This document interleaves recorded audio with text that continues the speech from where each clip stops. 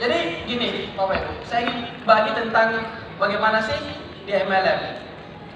Pengalaman saya selama kurang lebih ya hampir 20 tahun ya di dunia MLM, Bapak Ibu, bahwa ada dua faktor yang sangat-sangat mempengaruhi atas suksesnya kita di MLM. Mungkin sebagian sudah pernah mendengar. Faktor yang pertama adalah ada namanya faktor eksternal. Yang kedua adalah faktor internal. Betul ya? Karena gini Bapak Ibu,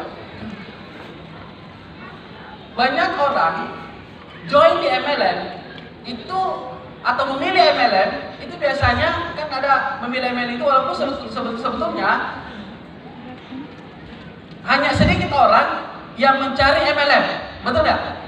Kebanyakan orang kan dipilih oleh MLM, diprospek oleh temannya, akhirnya dia join, akhirnya dia tertarik join, betul nggak Bapak Ibu?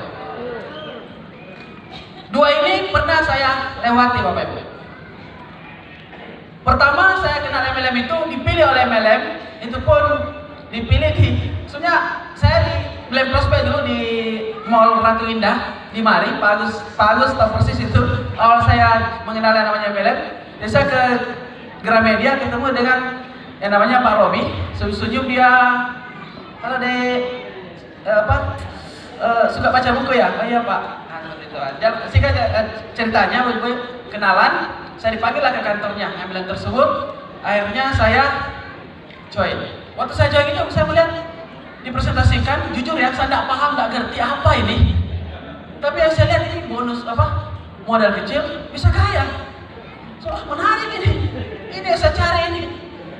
Yang saya tahu dulu kan harus kerja begitu gitu kan. Kalau mau bisnis harus modal gitu kan. Oh ini menarik kan, saya kan teman-teman sudah tahu ya dulu kan saya mau ke Jepang, gagal ke Jepang, akhirnya apa itu kuliah, ya kan, kenal lah MLM ya, singkatnya begitu. Jadi saya memilih MLM itu nggak tahu Bapak, nggak paham. Cuma karena gara-gara modal kecil bisa kaya, itu aja. Nanti di belakang saya pelajari Bapak Ibu. Dari situlah saya terbuka pola pikir saya bahwa ternyata MLM ini bisa berubah, betul-betul bisa berubah kehidupan. Dan alhamdulillah saya terbukti Bapak Ibu dari MLM lah betul-betul kehidupan saya waktu bisa berubah. Mulai dari kuliah, beli motor, beli mobil, jalan-jalan ke luar negeri, beli apartemen, beli rumah, itu semua hasil dari MLM. Termasuk menikah hasil dari MLM. Pada salah tahun 2014 atau 2015 saya mendirikan sebuah perusahaan di bidang properti, berbagai macam ini kan. Jadi kenapa? Karena salah satu impian saya katanya kalau sudah dapat uang di MLM, bikin bisnis konvensional. Akhirnya saya masuklah di bisnis konvensional Bapak Ibu. Ini saya cerita karena ada hubungannya sebentar. Masuklah ke bisnis, buatlah bisnis konvensional. Dan singkat cerita Bapak Ibu, itulah biasa ternyata juga. Tidak seindah yang kita bayangkan itu masuk bisnis konvensional Bapak Ibu. Ada beberapa perbedaan yang mendasar. Kalau di MLM kan yang penting kita membangun jaringan, kencang begitu, uang masuk kan bisa langsung dibelanjakan. Betul ya? Tapi kalau konvensional, masuk uang, itu belum tentu dibelanjakan. Karena bayar ini, bayar itu. Mana lagi kalau masuk ada lagi proyek yang baru. Dan biasanya proyek itu lebih besar lagi. Dan situ berputar, kalau begini terus, kapan kita mau belanja? Betul ya? Habis terus uang ini keluar, terus kapan dibelanjanya? Belum lagi kalau ada proyek yang bermasalah, Bapak, sakit kepala. Nah di situ Bapak, singkat cerita aja ya, singkat cerita Bapak Ibu, singkat cerita. Aduh, kayaknya agak cocok ini. Kayaknya darah saya memang darah MLM nih. Sudah kalau dibelah katanya ini darah MLM. Sudah Bapak Ibu, akhirnya sudah saya putuskan lebih bagus saya cari lagi MLM. Tapi dengan pengalaman saya di MLM Bapak Ibu, bahwa kalau saya ini tidak mau lagi bermain. Pokoknya kalau saya ketemu MLM yang bagus, yang tepat, yang ideal begitu, saya mau fight. Pokoknya tidak lagi lah berpikir konvensional. Pokoknya saya mau fight di MLM. Akhirnya saya keliling lah Bapak Ibu. Jadi saya juga pernah juga mencari MLM. Jadi saya ke Jakarta, ke Surabaya, bahkan saya join dulu untuk ikut trainingnya, bla bla bla dan seterusnya Bapak Ibu. Lumayan puluhan juta juga habis uang hanya untuk cari MLM. Jadi ada Tonji Bapak Ibu yang pernah cari MLM. betul-betul saya mau baik. Saya ketemu MLM, ada lagi produknya bagus, marketing plan-nya lagi kurang menarik. Ada marketing yang menarik, produknya lagi kurang menarik. Ada lagi yang menarik, aduh kayaknya ini ownernya kayaknya nggak tahu ini arahnya mau kemana gitu ya. Kan dirasa-rasa itu Bapak ya. Kalau ketemu dari cara bicaranya kan sudah terasa gitu ya. Ada lagi yang bagus-bagus, aduh perusahaannya sudah terlalu senior. Kalau saya baru masuk, nanti teman-teman saya nih kemana aja baru masuk di situ. Akhirnya udahlah, suka cerita Bapak Ibu.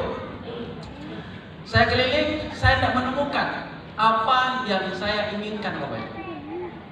Apa yang saya inginkan tidak ketemu. Disitulah titik mula. Kenapa dari ini harus berdiri? Kalau saya tidak bisa dapat yang ideal, saya tidak percaya saya bisa buat yang ideal. Saya ambil keputusan Bapak Ibu. Ya namanya keputusan itu kan berat ya. Saya sudah siap apapun yang terjadi Bapak Ibu. Saya siap menghadapinya Bapak Ibu. Itu keputusan Bapak Ibu. Jadi waktu perjalanan ini hambatan, halangan, rintangan, saya tahu bahwa apa yang saya hadapi, saya tahu Bapak Ibu. Yang jelas saya kena percaya kalau niat kita baik, niat kita tulus Bapak Ibu, saya kena percaya Tuhan akan memberikan jalan yang terbaik.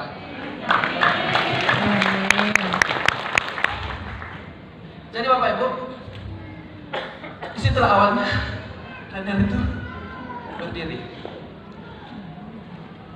Jadi karena gini Bapak, saya mau berbagi banyak orang, terutama yang mungkin yang sudah pernah jalankan MLM ya, pindah dari sana ke situ dan seterusnya Pak. Dan seterusnya kalau orang baru yang baru kenal kan nggak paham ya, sama seperti yang saya pokoknya masuk aja lah dulu. Tapi kalau orang yang biasa Bapak Ibu, pertimbangannya terutama para leader-leader ini yang sudah keluar masuk di MLM, pertimbangannya cuma ada dua biasa masuk MLM. Kalau yang penting marketing plan-nya katanya dahsyat, bagus. Itu kan pertimbangannya kan? Yang kedua yang penting produknya bagus, karena kalau produknya bagus pasti marketing plan-nya jalan, pasti jalan. Kan seperti itu ya. Tapi Bapak Ibu, nyatanya tidak seperti itu adanya. Di MLM itu tidak seperti itu adanya. Jadi ada berpengaruh tentang tentang perusahaan ini Bapak Ibu. Tidak bisa kalau hanya produk dan marketing plan saja yang kita andalkan. Di buku Robert Kiyosaki juga, di buku abad 21, dia juga katakan bahwa sebenarnya bukan produknya, bukan marketing plan-nya, walaupun itu harus bagus, tapi yang paling utama adalah sekolah bisnis. Kenapa? Karena yang masuk di MLM itu Bapak Ibu berbagai macam latar belakang. Ada yang pintar, ada yang biasa-biasa saja, ada laki-laki, ada perempuan, ada yang tua, yang muda, dan lain-lain Bapak Ibu. Itu yang masuk. Bayangkan kalau tidak ada sistem, berbagai macam cara, pasti kan kacau kan? Betul ya? Jadi yang paling utama adalah sekolah bisnis. Jadi sudah ada 3. Nah yang keempat itu sebenarnya yang paling utama adalah legalitas. Karena kita negara hukum Bapak Ibu ya. Itu secara pintasnya begitulah. Kalau kita memilih MLM Bapak Ibu. Nah, banyak orang sebetulnya saya lihat ya, kalau saya belajar ya, menganalisa teman-teman seperjuangan saya di luar yang sudah pernah jalankan MLM Bapak Ibu. Kalau saya mau membandingkan, kalau saya mau dibandingkan Bapak Ibu, orang-orang yang tembus ruby, diamond dengan crown, jujur aja, masih banyak di luar sana yang jauh-jauh lebih hebat daripada Bapak Ibu semuanya. Cuma mungkin karena faktor eksternalnya lah yang bermasalah. Mungkin internalnya tidak ada masalah, tapi faktor eksternalnya yang bermasalah. Makanya saya mau sharing Bapak Ibu tentang faktor eksternal. Karena banyak orang berputar-putar Bapak Ibu karena faktor eksternalnya. Karena begitu minimnya bagaimana cara memilih MLM yang ideal.